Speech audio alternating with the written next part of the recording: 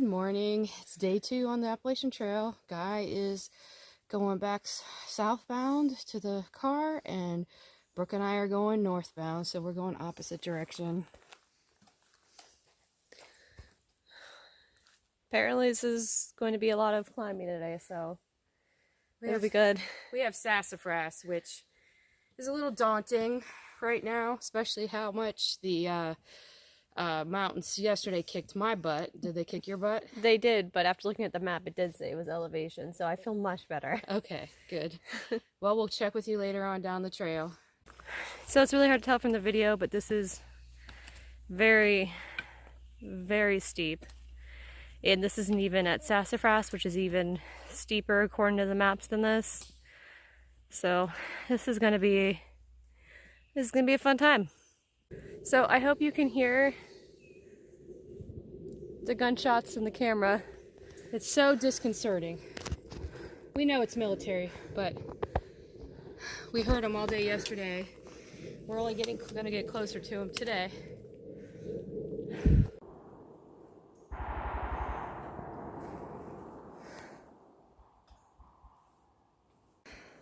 Yep, we're hiking to that sound. Gunfire.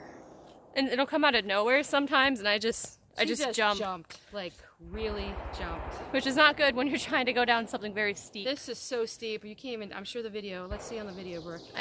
You can't. Yeah, you can't really see it. You can't turn it. Yeah. Oh, watch out.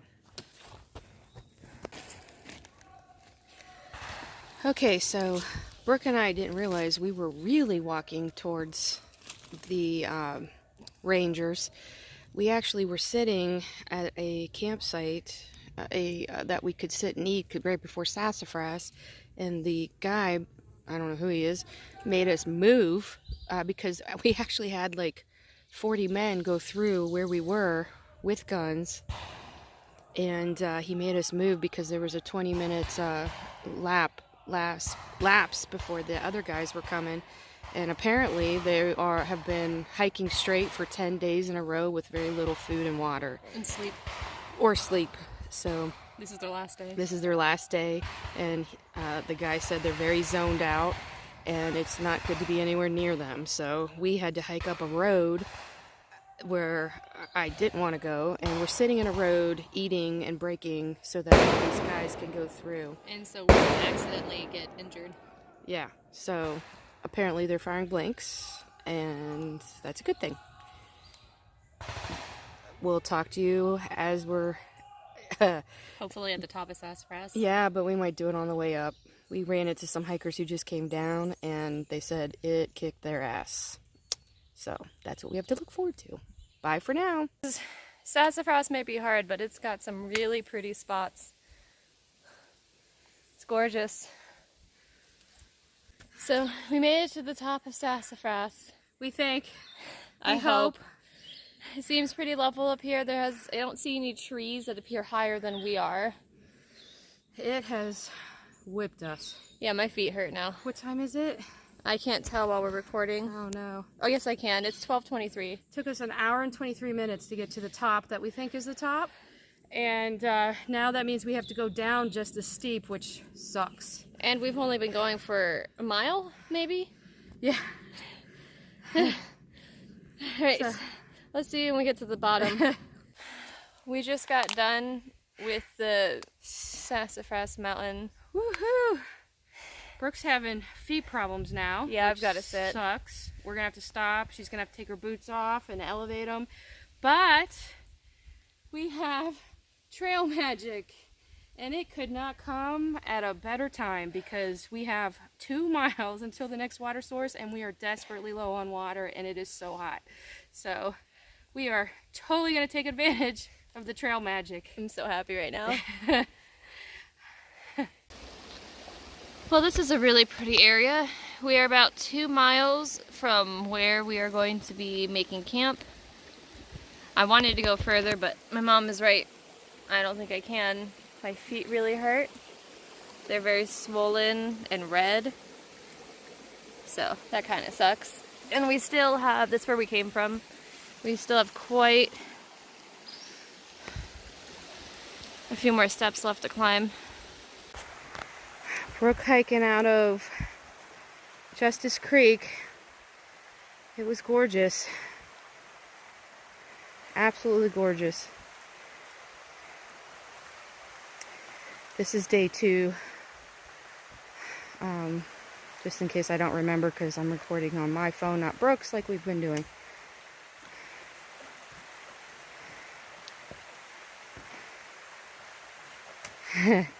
Smile, Brooke.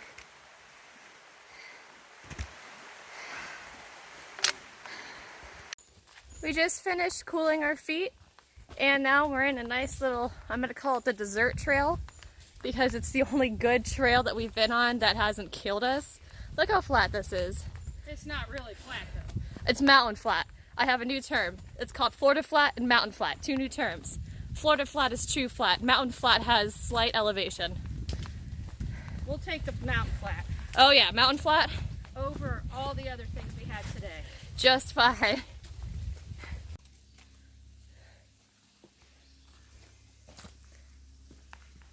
We may or may not have totally missed this blaze for like a good 20 seconds. It's a pretty trail though. Very shaded. Very scenic. There has to be like some sort of creek down there. Oh yeah, I can see it now. The water.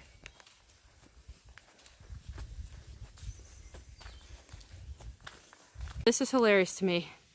Brooke, who didn't want to camp at the shelter miles ago, is now on the ground, exhausted. Sassafras definitely kicked her ass.